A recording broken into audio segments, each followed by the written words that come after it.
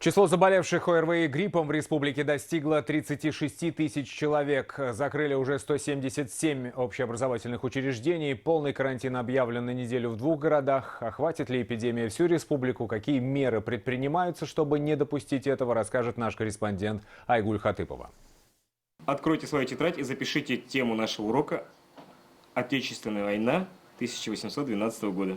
Вместо привычных уроков – обучение по скайпу. Из-за объявленного карантина преподавание продолжается дистанционно. История, русский и математика. Весь материал учителя рассказывают онлайн.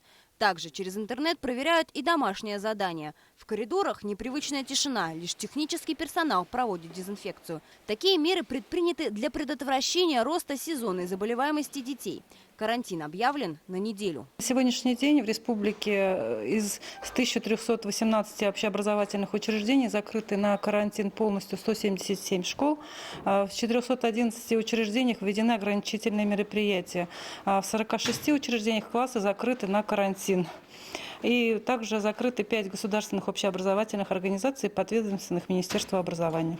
На карантин закрываются не только школы, но и некоторые детские сады. Свою работу приостановили уже 10 дошкольных учреждений, но массового закрытия садиков нет. Большая часть работает в обычном режиме. Небольшой процент спада посещаемости связан с тем, что старшие братья и сестры, школьники, находятся дома в связи с объявленным карантином.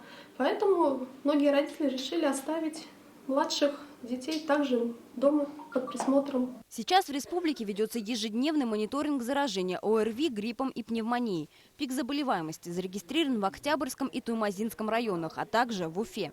В Башкортостане полностью приостановили работу все школы в столице республики и Нефтекамске с 10 по 16 февраля.